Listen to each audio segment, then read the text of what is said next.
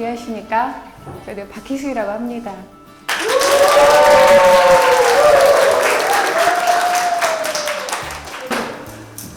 포세이든 4개 올린 거 보셨죠? 네. 재미있으셨어요? 너무 재밌었어요. 영혼 없는 대답이고요. 하여튼 그거 하고 나서 너무 다음 편이 기다려진다는 얘기도 많이 들었고요. 내용이 너무 어렵다는 얘기도 많이 들었어요.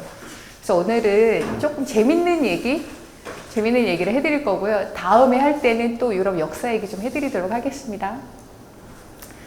제가 말씀드리는 게 어떤 거를 말하는지 한번 맞춰보세요. 유럽과 아시아의 문화가 공존하는 도시 하면은 터키 이스탄불이거든요.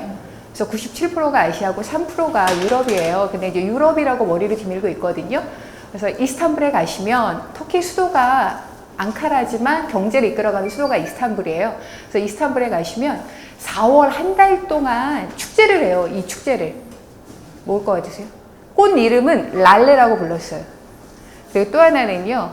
꽃말이 사랑의 고백이에요. 또 하나는 부와 권력의 상징. 또 하나는 이거를 키우지 않으면 교양이 없다라고 그랬어요. 옛날 유럽에서 15세기, 16세기, 17세기 때. 무슨 꽃일 것 같으세요? 또 하나 힌트? 양귀비? 틀린 거 아시죠? 또 하나 힌트. 이거 드리면 바로 답 나올 거예요. 네덜란드. 튤립이에요. 이렇게 악은 쓰시지 마세요. 튤립인데요. 지금은 튤립이라고 하죠. 근데 이게 옛날에는 랄레라고 불렀고요. 이 튤립의 우리가 원산지 그러니까 네덜란드에 가시면 그 큐게노프라고 하는 4월 한 2주 20일 정도 꽃축제, 튤립 축제를 해요. 그래서 이제 튤립이 네덜란드가 고향이고 원산지고 가장 유명해서 그렇게 알고 계시는데요. 원래 튤립의 원산지는 고향은 중앙아시아예요. 그래서 중앙아시아의 야생화였던 것이 터키로 가져와서 11세기에 터키 가져와서 심으면서 이게 보편화가 되면서 고향이 이스탄불이 됐습니다. 그래서 처음에는 랄레라고 불렀는데요. 꽃봉오리가 보면 좀 특이하죠. 그래서 이슬람 무슬림들이 쓰는 머리에 쓴 터본 있죠. 터본을 닮았다 그래서 이 터본을 수건으로 뒤집어 쓴 것 같잖아요. 말을 예쁘게 해야 되는데 수건을 뒤집어 써서 올려놓은 것 같죠. 그래서 머리 수건을 가리키는 게 터키어로 튤벤트라고 불렀어요. 그래서 튤벤트가 튤립이 됐어요. 그래서 튤벤트가 지금 튤립이 됐는데요. 그래서 이 튤립에 관한 전설이 있어요. 그래서 그 전설 얘기가 좀 재밌는 게 있어서 좀 해드릴게요. 옛날 어느 작은 나라에 아주 아름답고 예쁜 그 소녀가 살았어요. 근데 이 소녀는 어릴 때부터 귀여움을 독차지했기 때문에 두려움 뭐 이런 게 없이 자랐습니다. 근데 어느 정도 크자 이 남자 3명이 이 예쁜 소녀에게 청혼을 해요. 한 남자는 이 나라의 왕자예요. 한 남자는 기사입니다. 용감한 기사. 그리고 세 번째 남자는 돈을 많이 번 상인의 아들이었어요. 그래서 3명이 와서 왕자는 나와 결혼을 해준다면 내가 쓰고 있는 왕관을 드리겠습니다. 두 번째는요, 용감한 기사라고 그랬죠. 용감한 기사는 나와 결혼을 해준다면 우리 집 대대로 내려오는 이 칼을 드리겠습니다. 그리고 세 번째 상인의 아들은요, 나랑 결혼해주면 우리 집 금고에 있는 많은 황금을 드리겠습니다 라고 했어요. 근데 셋 다 탐나죠. 누구랑 해야 돼요? 그래서 이 아름다운 소녀가 선택을 못해요. 하지만 속으로 뭐라 그래요? 당신은 3명은 다 너무 좋은 사람인데요. 제가 선택을 할 수가 없어요. 그리고 욕심도 없고 두려움도 없고 뭐 이런 그냥 온실 속의 하초처럼 자랐거든요. 그래서 이러지도 저러지도 못하고 있었는데 이 남자 3명은 다 자기랑 결혼할 줄 알아요. 결혼할 줄 알고 기다리다 지쳐서 대답을 하지 않으니 그래서 기다리다 지쳐서 3명이 다 욕을 퍼붓고 떠납니다. 근데 이 아름다운 소녀는요, 너무 마음의 상처를 받았죠. 내가 선택하지 못한 것도 있었고요. 내가 선택하지 않으면 이런 일을 당하는구나 라고 하는 심한 상처, 죄책감에 시달리다가 시름시름 앓다 죽어갔고요. 이 얘기를 들은 3명의 남자가 이 소식을 들은 3명의 남자가 찾아옵니다. 찾아와서 이 여자는 3명 다 좋다는 거는 알았지만 그냥 선택을 못했을 뿐이잖아요. 그래서 이 여자는 이렇게 저울질한 게 아니잖아요. 그래서 그 마음을 알고요. 나중에 와서 고이 묻어줬어요. 고이 묻어줬습니다. 고이 묻어주고 나서 아주 지극정성 묻어주고 아주 슬퍼했거든요. 근데 꽃의 여신 플로라라고 있어요. 꽃의 여신 플로라가 이거를 듣고 이거를 보고요. 너무 안 됐죠.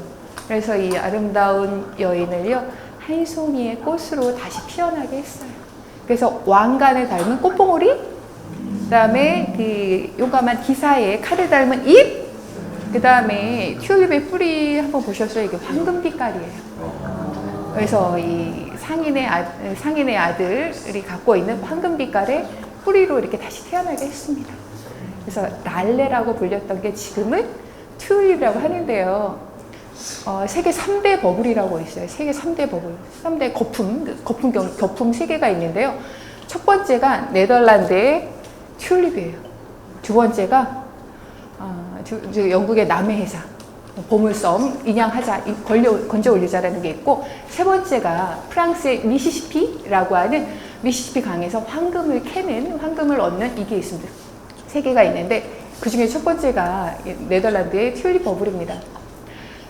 튤립이라고 하는 것은 이스탄불에 있었다 그랬잖아요. 터키에. 그랬던 것이 1562년 16세기 중후반에 오스만 투르크 빈 대사가요.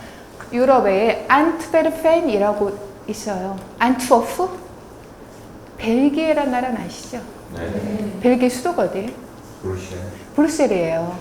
첫 번째 도시고요. 두 번째 큰 도시가, 두 번째 제2도시가 어디냐면 벨기에 안트워프라고 하는 항구거든요. 바로 이 오스만 투르크 빈 대사가요, 이 안트워프로 가는 배에 꽃송이를 실어서 보냈어요.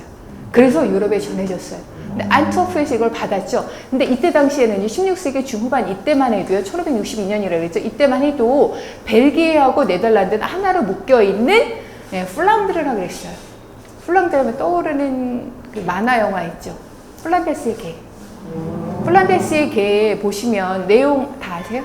플란데스의 개 보시면 네로가 엄마가 돌아가시고 외할아버지 댁으로 오지 않았어요. 외할아버지가 기르죠. 근데 그 옆집에 누가 있어요? 그 동네에? 바로 이 아루아가 있잖아요.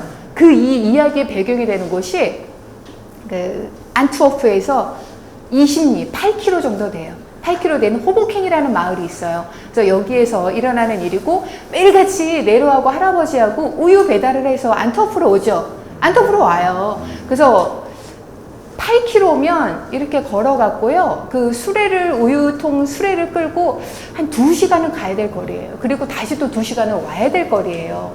그 이야기거든요. 근데 이웃집에 있는 아루아를 너무 좋아하죠.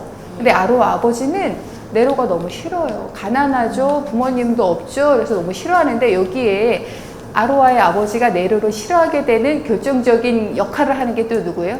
아로아의 집사 한스 있죠. 한스가 아주 고자질하고 안 좋게 얘기해갖고요, 아로아 아버지는 네로를 더 미워하게 됩니다.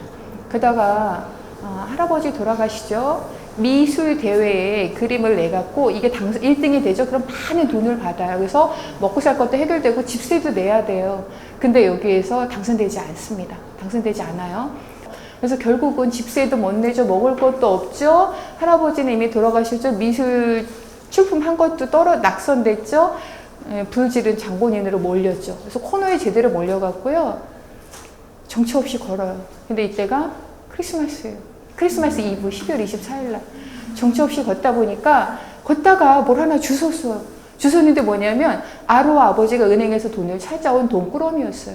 근데 이 돈이 없으면 아로아 아버지는 그 동네 사람들에게 그 월급도 줘야 되고 많은 돈을 줘야 될 그거였는데, 완전 그 동네가 완전 파산할 지경이었어요. 근데 이 네로가 이 돈다발을 눈밭에서 이거 주워갖고 보니까 돈이에요. 근데 이게 아로아 아빠 거라는 걸 알아요. 그래서 아로아 집에 그 돈을 그대로 갖다 줘요.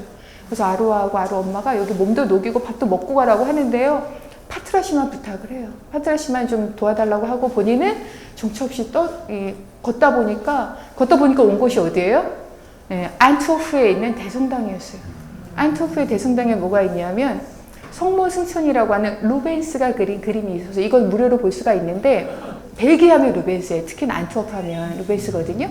그래서 루벤스가 그린 성모승천이라고 하는 그림은 무료로 개방이 돼서 볼 수가 있는데요. 그 옆에 있는 십자가에서 내려지는 예수님, 예수 그리스도라고 하는 작품이 있는데 이거를 너무 보고 싶어요. 그리고 네로가 화가가 되고 싶었거든요. 근데 이거는 돈을 내야지만 볼 수 있지 돈을 내지 않으면 못 봐요. 근데 12월 24일 크리스마스 전이기 때문에 유럽 사람들의 가장 큰 축제 두 가지가 있어요. 크리스마스하고 부활절이거든요. 그래서 크리스마스 이브기 때문에 많은 사람들에게 무료로 이 안토프 대성당에서 이 그림을 볼 수 있게 개방을 해놨어요. 그래서 해나님이 그걸 모르고 정처 없이 가다 보니까 대성당이었던 거고 문이 열렸어서 갔더니 그 그림이 있는 거예요. 루벤스의 십자가에서 내려지는 예수라고 하는 작품이 있는 거예요. 마지막으로 이 그림을 보고 죽어요.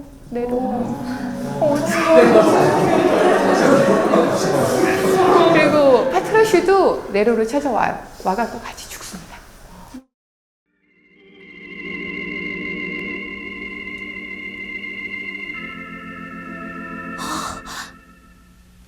드디어